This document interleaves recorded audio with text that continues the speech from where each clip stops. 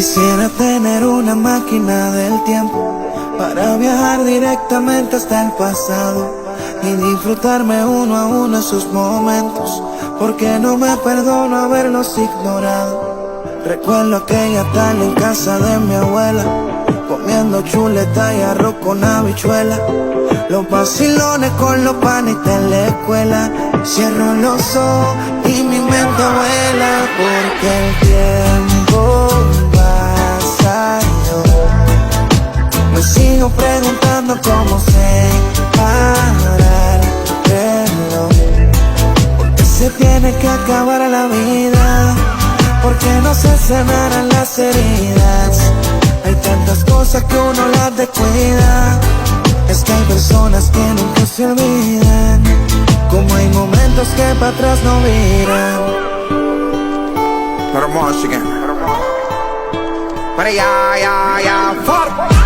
Quisiera volver al barrio de nuevo y por la calle correr, descalzo como chamaquito cuando jugaba al esconder. Amigos que ya no está, pero mañana se puede hacer. Así es la vida y así que aceptarla tal y como es. A veces se gana, a veces se pierde. Este es mi destino y no fue por suerte. A mí los problemas me hacen más fuerte y fueron cantazos para que me despierte. El tiempo se ha ido, pero yo no olvido las cosas que yo he vivido por lo mío. He sido más que bendecido, gracias a Dios que me ha cumplido todo lo que le he pedido. Vivo más que agradecido,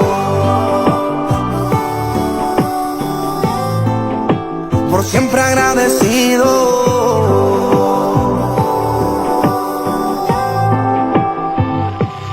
Porque el tiempo pasa yo me sigo preguntando cómo se para el reloj. ¿Por qué se tiene que acabar la vida? ¿Por qué no se sanarán las heridas? Hay tantas cosas que uno las descuida. Es que hay personas que nunca se olvidan, como hay momentos que para atrás no miran.